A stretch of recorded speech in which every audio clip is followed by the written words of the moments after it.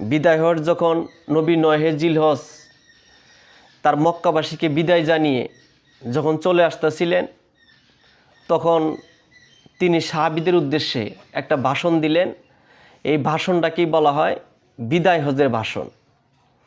সেখানে নবী সবার উদ্দেশ্যে একটি কথা বললেন যে আমি তোমাদের মাঝে দুটো জিনিস রেখে যাচ্ছি, যদি তোমরা এই দুটো জিনিস শক্তভাবে ধরে রাখো তাহলে তোমরা গুমরাহী হবে না, পথভ্রষ্ট হবে না।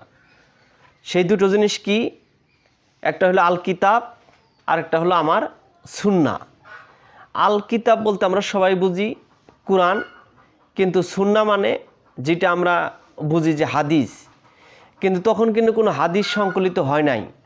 এই 86টা 6টা হাদিস কিংবা আরও যেগুলো হাদিস, তখন কিন্তু এই 6টা হাদিস ছিল না। কারণ নবী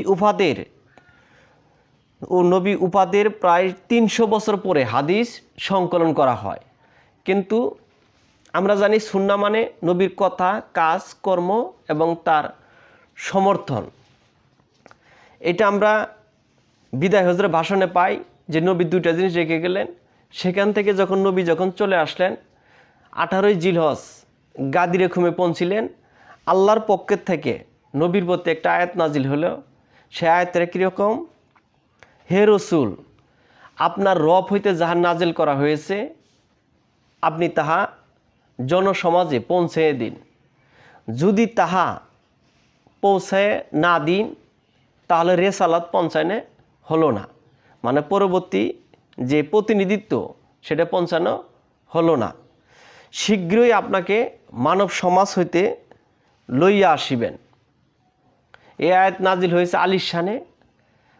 নবী যখন বিদায় থেকে চলে আসতেছিলেন, তখন যেহেতু আল্লাহ তার কাছে আবার ডাক দিয়ে নিয়ে যাবেন, তাই পরবর্তী দায়িত্বটা, রেসালাতের দায়িত্বটা, যেহেতু খতমে নবুয়ত শেষ, তাই পরবর্তী দায়িত্বটা কাকে দেওয়া যায় সেই হিসেবে তিনি আলীর শানে একটা আয়াত নাজিল করলেন। তারপর নবী 18 জিলহজ গাদিরে খুমে সেখানে দাঁড়িয়ে একটা ভাষণ দিলেন সবার উদ্দেশ্যে। প্রায় 1,40,000 সাহাবী ছিল সেখানে। নবী সবার উদ্দেশ্যে বললেন যে আমি কি তোমাদের প্রাণের চেয়ে প্রিয় নই? তখন প্রত্যেকেই বলল যে হ্যাঁ। তারপরে নবী বললেন যে আমি তোমাদের মাঝে দুইটা জিনিস রেখে যাচ্ছি, যদি তোমরা তাহা শক্তভাবে ধরে রাখো তাহলে তোমরা গুমরাহী হবে না, পথভ্রষ্ট হবে না। সেই দুটো জিনিস কি?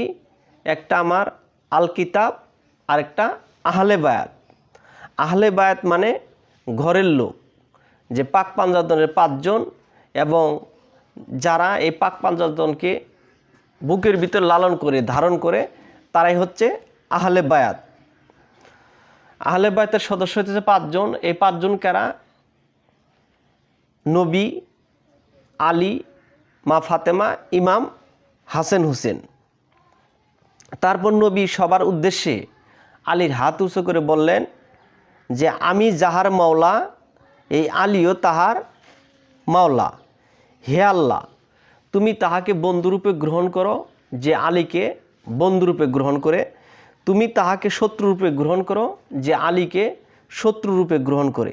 তুমি তাকে সাহায্য করো, যে আলীকে সাহায্য করে। মানে এইভাবে তিনি সবার সামনে বললেন। তার পাশে একে একে বিভিন্ন জন আসলেন এবং আলীর কাছে বায়াত গ্রহণ করলেন।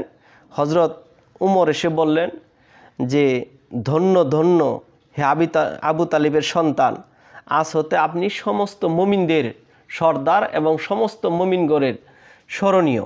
তারপরে হজরত উমর এসে তার কাছে বায়াত গ্রহণ করলেন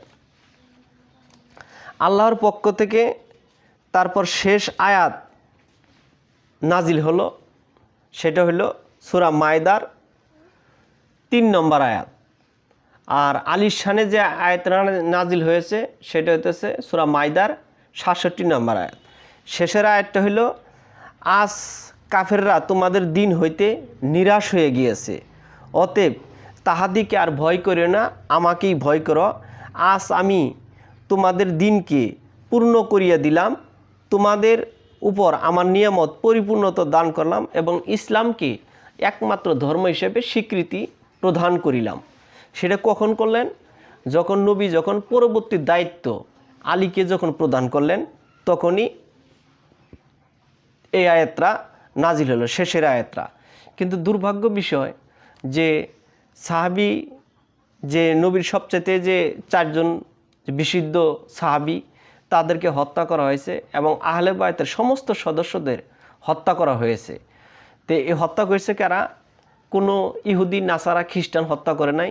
হত্যা করছে এই দাড়িওয়ালা, টুপিওয়ালা, পাঞ্জাবিওয়ালা, এই ইসলাম ধর্মেরই অনুসারী কিছু মুনাফেক, কিছু কাফের এই আহলে বায়তের সদস্যদের হত্যা করছে। তে কেউ যদি নিজেকে পূর্ণাঙ্গ ইসলাম হিসেবে নিজেকে দাবি করতে চায়, তার প্রথমে কাজ হইতেছে যে ইশকে রাসূল, রাসূলের প্রতি মহব্বত এবং আহলে বায়তের প্রতি মহব্বত। যদি রাসূলের প্রতি মহব্বত না থাকে, আহলে বায়তের প্রতি মহব্বত